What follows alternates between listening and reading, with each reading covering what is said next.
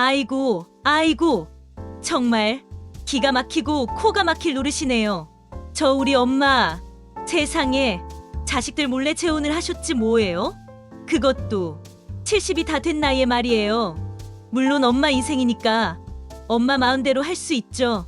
100번 1000번 이해하려고 노력했어요. 아니, 노력했죠. 그런데 문제는 그 다음부터 시작됐습니다. 아이고, 정말 생각하면 할수록 뒷목 잡고 쓰러질 것 같아요. 제가요, 엄마가 재혼했다는 소식을 처음 들었을 때 얼마나 충격받았는지 아세요? 저랑 오빠는 이미 성인이고 각자 가정도 꾸리고 살고 있긴 하지만 그래도 엄마는 엄마잖아요. 늘 혼자 쓸쓸하게 지내시는 게 마음에 걸리긴 했지만 그래도 재혼은 솔직히 상상도 못 해봤어요. 하긴 요즘 황혼 재혼이 유행이라더니 우리 엄마도 그 유행에 합류할 줄 누가 알았겠어요. 처음엔 엄마가 늦게라도 좋은 분 만나서 행복하게 사시면 좋겠다. 진심으로 그렇게 생각했어요. 네, 정말로요. 그런데 이상하게도 엄마가 재혼했다는 이야기를 꺼내놓으시는 순간부터 뭔가 쎄한 느낌이 들더라고요. 그새 아버지가 되실 분 말이에요. 엄마가 처음 소개해 주실 때부터 좀 그랬어요. 어딘가 모르게 미심쩍다고 해야 할까요? 뭔가 번지르르하게는 차려입었는데 눈빛이 좀 흐리멍덩하다고 해야 하나? 딱 보면 느껴지잖아요. 사람이라는 게 뭔가 속이 빤히 들여다보이는 느낌이 아니라 오히려 너무 감춰져 있어서 더 불안한 느낌이랄까? 엄마는 그 사람을 정말 대단한 사람인 양 포장하며 자랑하기 바빴죠.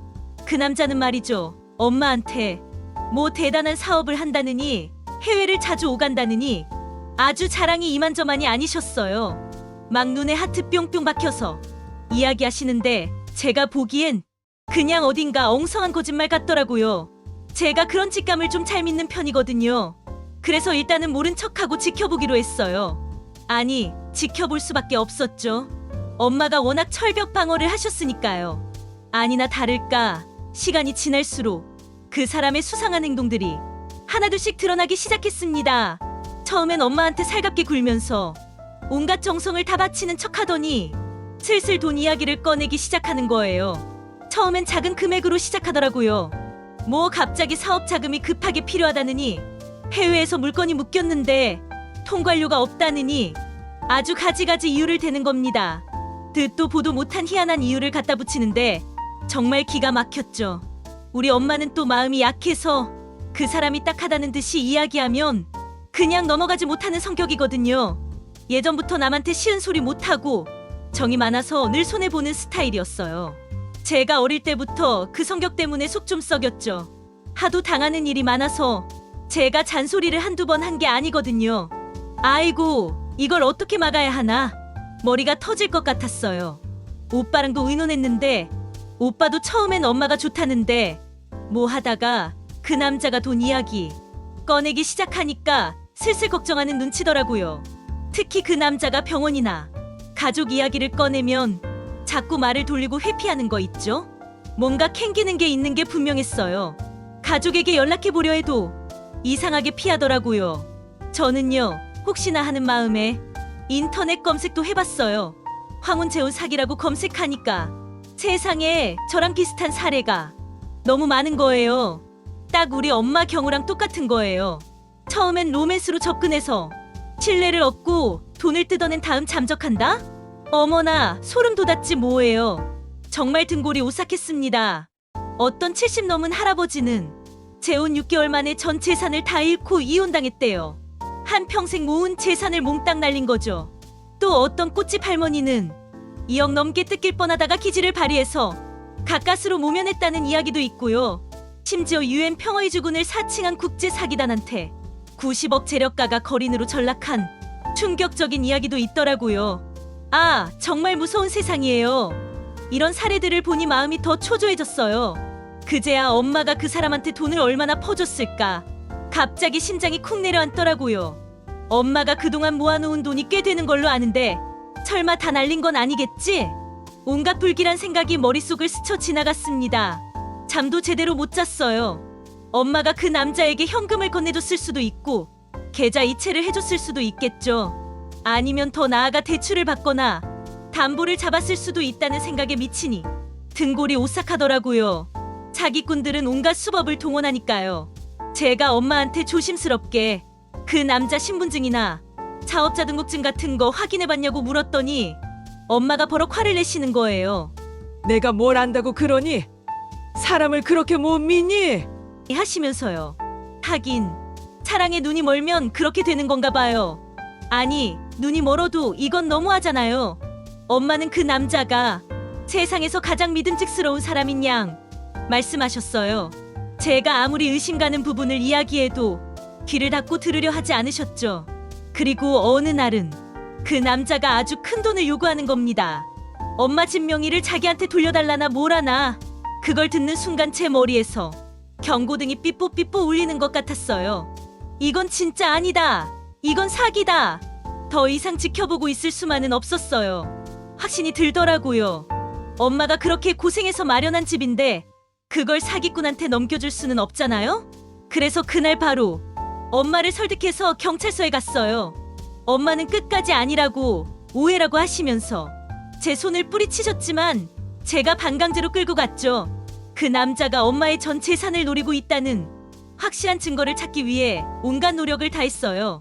경찰서에서 그 남자에 대한 정보를 이야기하고 혹시나 하는 마음에 로맨스 스캠에 대한 자료도 보여드렸어요. 경찰관분들도 처음엔 엄마가 워낙 완강하시니까 좀 난감해하셨는데 제가 워낙 확신에 차서 이야기하니까 진지하게 들어주시더라고요. 엄마가 그 남자를 얼마나 신뢰했는지 그리고 그 신뢰가 얼마나 위험했는지 구체적으로 설명했죠. 그리고 세상에 아니나 다를까 그 남자는 이미 상습 사기범으로 수배 중인 사람이었지 뭐예요. 신분도 직업도 가족도 전부 거짓말이었던 거예요. 이름부터 나이, 학력, 심지어 부모님 생사까지 전부 꾸며낸 이야기였던 거죠. 엄마는 그 자리에서 다리가 풀려 주저앉으셨어요.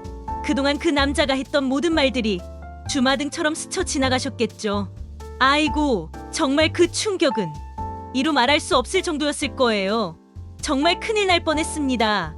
아이고, 정말 생각할수록 아찔합니다.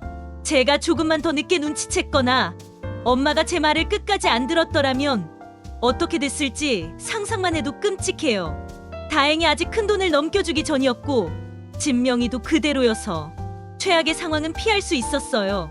정말 천만다행이었죠. 지푸라기라도 잡는 심정으로 경찰서를 찾았던 게 신의 한 수였습니다. 하지만 엄마는 큰 충격을 받으셨어요.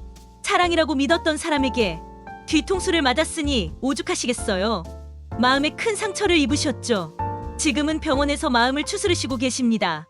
며칠째 식사도 제대로 못 하시고 잠도 설치고 계세요. 저랑 오빠는 번갈아 가면서 엄마 병간호를 하고 있고요. 엄마의 상처가 빨리 아물기를 바랄 뿐입니다. 이 사건을 겪으면서 정말 많은 것을 느꼈어요. 황혼 재혼이 어르신들에게 새로운 행복을 줄 수도 있지만 동시에 이런 위험한 사기에 노출될 수도 있다는 걸요. 특히 외로움을 파고드는 사기범들은 정말 나쁜 사람들인 것 같아요. 그들의 교활함과 잔혹함에 혀를 내두를 수밖에 없었죠. 그들은 어르신들의 순수한 마음과 외로움을 이용하는 악마 같은 존재들입니다. 우리 엄마처럼 혹은 우리 주변의 어르신들이 이런 일을 겪지 않도록 정말 조심해야겠다는 생각이 들어요. 자식들이 부모님께 좀 더 관심을 가지고 혹시라도 수상한 사람이 접근하는 것 같으면 적극적으로 개입해서 확인해야 합니다. 단순히 알아서 하시겠지라고 방관해서는 안 돼요. 부모님과의 소통을 게을리하지 말고 솔직하게 터놓고 이야기하는 분위기를 만드는 게 중요합니다. 그리고 어르신들께서도 아무리 외로워도 모르는 사람을 무턱대고 믿어서는 안 된다는 것을 꼭 아셔야 해요. 새로운 인연은 늘 신중하게 접근해야 합니다. 새로운 인연을 만나는 건 좋지만 돈이 오가는 관계는 반드시 조심해야 합니다.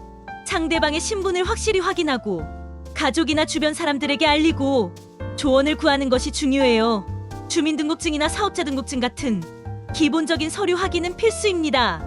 그리고 혹시라도 돈을 요구한다면 무조건 의심하고 경계해야 합니다. 급하게, 잠깐만, 나중에 다 돌려줄게 같은 달콤한 말에 절대 속지 마세요. 이런 말들이 사기꾼들의 전형적인 수법이라는 것을 명심해야 합니다. 더 나아가 병원이나 가족 연락처 확인을 회피하거나 가족과의 만남을 꺼려하는 경우, 그리고 사업자 등록이나 신분증 확인을 거부하는 경우 등은 긴급 경고 신호이니 절대 간과해서는 안 됩니다. 여러분, 우리 부모님, 우리 할머니, 할아버지들을 이런 파렴치한 사기꾼들로부터 지켜야 합니다. 혹시 주변에 비슷한 상황에 처한 분이 있다면 망설이지 말고 도움을 주세요. 경찰에 신고하는 것을 주저하지 마시고요. 혼자서 끙끙 앓다가 더 큰 피해를 볼 수 있으니 반드시 주변에 알리고 전문가의 도움을 받으세요. 이 막장 드라마 같은 우리 엄마의 재혼 스토리는 이렇게 막을 내렸지만 저는 이 경험을 통해 많은 교훈을 얻었어요. 역시 세상에는 믿을 놈 하나 없다더니, 아니, 믿을 놈은 많지만 조심해야 할 놈들은 더 많다는 걸 깨달았죠.